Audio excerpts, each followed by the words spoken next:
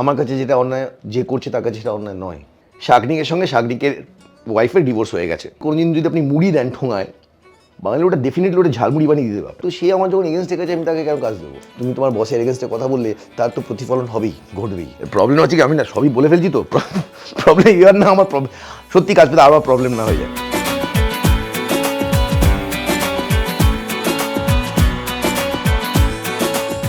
এমন কিছু ঘটনা বলো যেখানে তুমি অন্যায়ের বিরুদ্ধে প্রতিবাদ করেছো। অনেকবার, অনেক জায়গায়, বহুবার।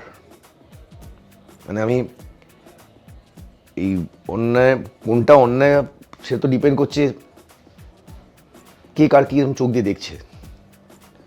আমার কাছে যেটা অন্যায়, যে করছে তার কাছে সেটা অন্যায় নয়। তো আমি অন্যায়ের বিরোধিতা করেছি, সে বলছে এটা তো নর্মাল জিনিস, আমি কী অসুবিধা হয়েছে? যেমন আমি প্রচণ্ড গাছ কাটার বিরোধী।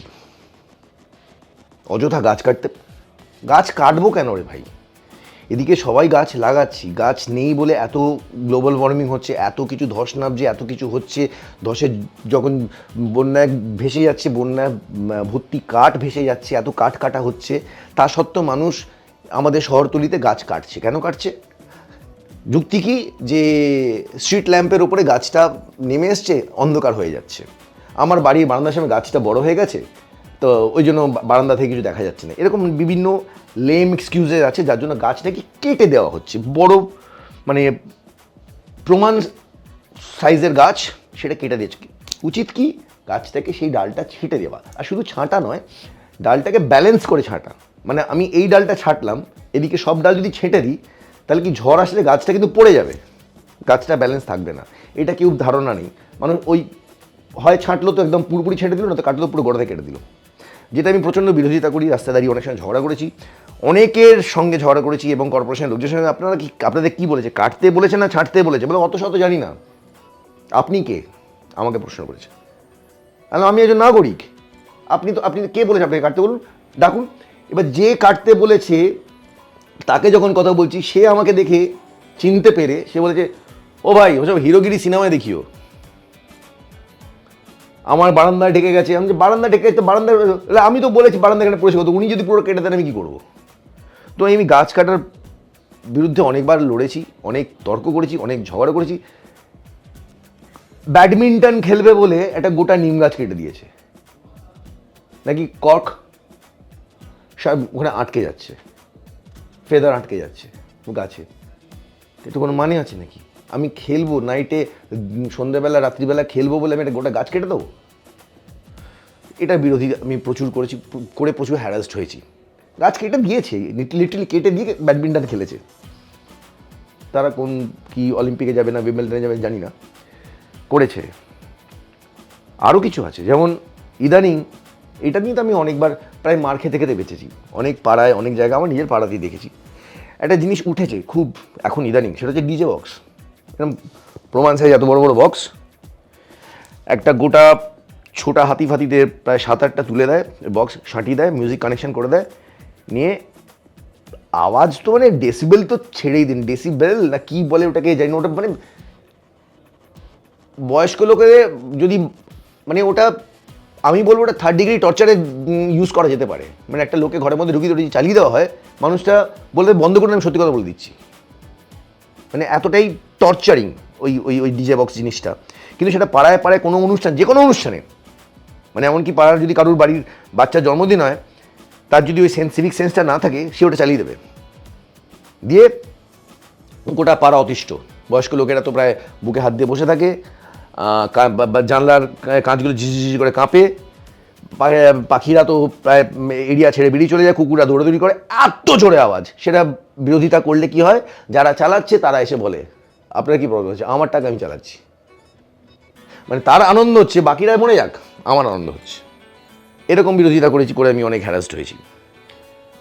ফল পাইনি আমি বলবো না যে আমি ফল, এটা আমি করে আমি হ্যাঁ এই অন্যায়টাকে আটকাতে পেরেছি। আগে বললাম না, আমার কাছে এটা অন্যায়, তার কাছে সেটা অন্যায় নয়। যেমন পাড়ায় কুকুর দেখলেই চকলেট বোম ছুঁড়ে মারে, আনন্দটা কিসের আমি জানি না।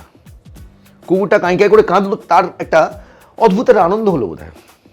কুকুরটাকে পয়েন্ট করে মারতে পারলাম, কুকুরটা ওখানে ফাটলো, ওটা আমি বুঝি না এটা কিসের আনন্দ। এটা প্রতিবাদ করতে গেলে যারা করছে তারা, তার বাবা মা সবাই এসে বলে যে আজকের দিনে ফাটাবেন তো কবে ফাটাবে, ফাটান না, কে অসুবিধা ফাটাতে বারণ করেছে, কিন্তু এই প্রাণীগুলোর দিকে তাক করে ফাটানোর কি দরকার আছে? কিংবা আপনি কি যেখানে ফাটাচ্ছেন জেনেছেন যেখানে কোনো বয়স্ক লোক আছে কিনা, তাদের অসুবিধা হচ্ছে কিনা, আপনার আনন্দ হচ্ছে। আবার বললাম, আমি মনে করছি ওটা অন্যায় হচ্ছে, তার মনে হচ্ছে সে আনন্দ করছে, আমি তার আনন্দে ব্যাঘাত ঘটাচ্ছি। এরকম যেমন আমি বলি, আমি জানি না এগুলো থেকে কারো কোনো লাভ হয় কিনা। আমি যে সময় বাজারে যাই, বাজার করতে গিয়ে আমি অনেককে দেখেছি কেউ বাজারে ব্যাগ নিয়ে জানি বাজারে ব্যাগ কেউ নিয়ে যায় না। বাজার করতে গিয়ে আমি আমার বাবা কাকা জেঠুদের দেখতাম ব্যাগ নিয়ে যেত, আমি ব্যাগ নিয়ে যাই। কিন্তু লোকেরা কি করে, বাজারে ব্যাগ না নিয়ে গিয়ে প্লাস্টিক ইউজ করে। আলু পটল ঝিঙে যা কিনলো, মাছ ফাছ মাংস যা সব প্লাস্টিক, বাজে কোয়ালিটির প্লাস্টিক।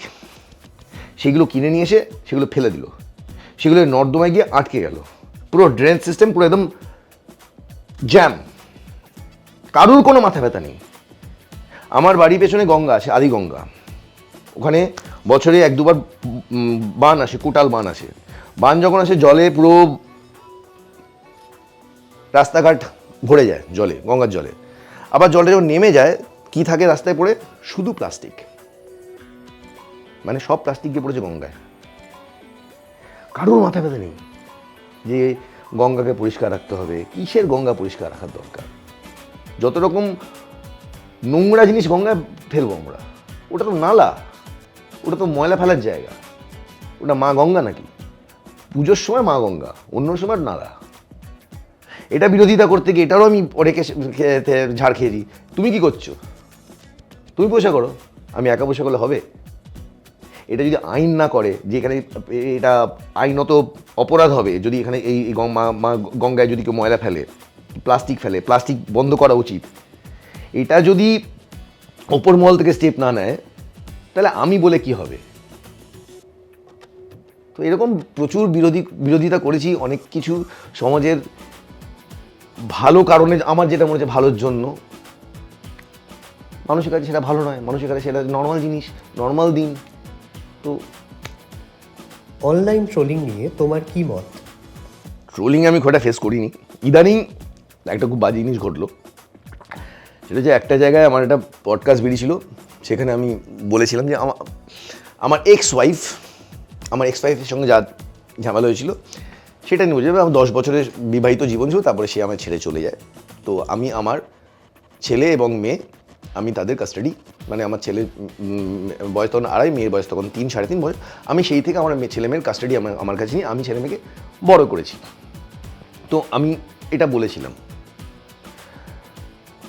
সেটা ঘটেছিল 2004-এ আমার ডিভোর্সটা। আমি আবার 2016-তে আবার একটা বিয়ে করি। ইন্টারভিউতে রিসেন্ট বেরিয়েছিল, এই পডকাস্টটা রিসেন্ট বেরিয়েছিল। সেইটা থেকে কিছু কেটে ওই পডকাস্ট থেকে কেউ কিছু এডিট করে প্রচুর জায়গায় লোকে লিখেছে শাগনিকের সঙ্গে শাগনিকের ওয়াইফের ডিভোর্স হয়ে গেছে এবং তিনি তার ছেলে মেয়েকে ছেড়ে চলে গেছেন, মানে আমার কারেন্ট ওয়াইফের সঙ্গে নাকি আমার ডিভোর্স হয়ে গেছে। এবার নানা প্রশ্ন আসতাম করে, এ কী রে, তোদের সঙ্গে তো দেখলাম এই তো সেদিনকে তোরা বেড়াতে গেলি, এইখানে এই প্রোগ্রামে গেলি, এই তো এই ছিলিস, এই তো তোরা তোর সোশ্যাল মিডিয়াতে তোদের ছবি দেখলাম, এর মধ্যে ডিভোর্স হয়ে গেলো, হঠাৎ কী হলো? বললাম ভাই এনার সঙ্গে নয়, এটা আমার কথা হচ্ছে এক্স ওয়াইফের সঙ্গে। যারা লিখছে তারা এটাকে, ওই বাঙালি তো আছে তো, বাঙালিকে কোনোদিন যদি আপনি মুড়ি দেন ঠোঙায়, বাঙালি ওটা ডেফিনেটলি ওটা ঝালমুড়ি বানিয়ে দিয়ে দেবে আপনাকে, বুঝছেন? ঝালমুড়ি বানিয়ে সব জায়গায় সার্ভ করে দিয়েছে। ইন্ডাস্ট্রিতে অন্যায়ের বিরুদ্ধে মুখ খুললে কাজ পেতে অসুবিধে হয়, এটা কতটা সত্যি? প্রবলেম হচ্ছে কি, আমি না সবই বলে ফেলছি তো, প্রবলেম ইয়ার না আমার সত্যি কাজ পেতে আবার প্রবলেম না হয়ে যায়। এটা হয়, এটা কারণ এটা মানসিকতা, মানুষ তো কিছু ভুল কিছু নয়। আমি যদি কারোর বিরুদ্ধে প্রতিবাদ করি, সে যদি মনে করে যে আমার এগেনস্টে চলে যাচ্ছে, তো সে আমার যখন এগেনস্টে গেছে আমি তাকে কেন কাজ দেবো? তো সেটা তার দিতে সে ঠিক। আর আমি মনে করেছি সে অন্যায় করছে, সে ঠিক মতো সময় পেমেন্ট দিচ্ছে না, সে মানুষের সঙ্গে মিসবিহেভ করছে, আমি তার প্রতিবাদ করেছি। আমি আমার কাজ করেছি, উনি ওনার কাজ করেছেন, এরকম হতেই থাকে, নতুন কিছু নয়। প্রতিবাদ করলে তো কাজ পেতে অসুবিধা হবেই, সে তো চিরাচরিত ব্যাপার, নতুন তো কিছু নয়।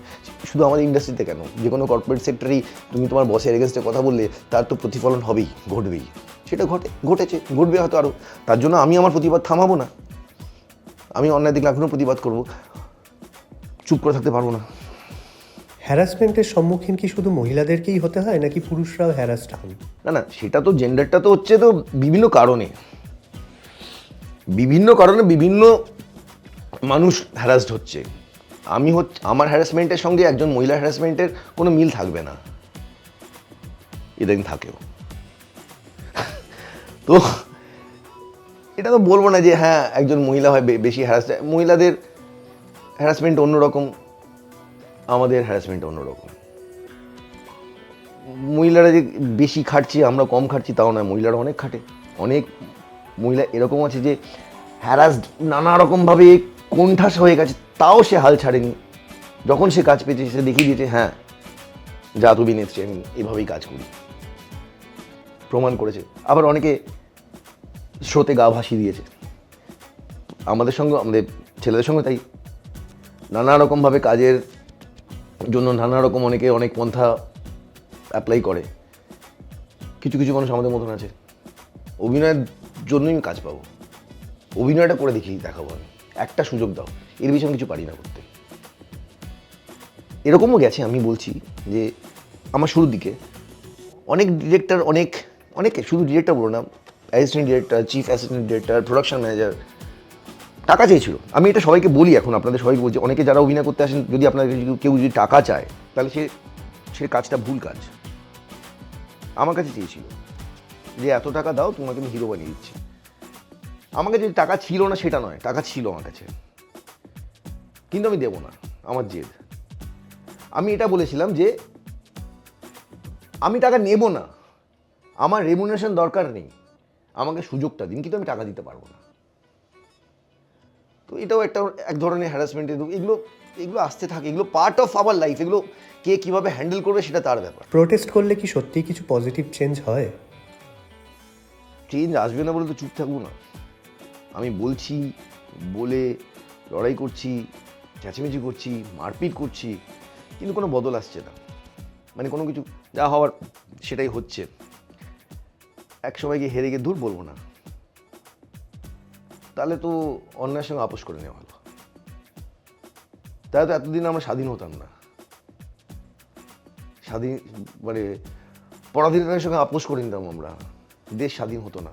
যদি আমাদের স্বাধীনতা সংগ্রামীরা এটাই করে নিত যে এতবার লড়াই করলাম, এত মার খেলাম, এত লোক মারা গেল, আর হবে না, ছেড়ে দিই, ইংরেজরাই থাকুক, তাহলে আজকে এই ইন্টারভিউটা হতো না, লড়াইটা চালিয়ে যেত।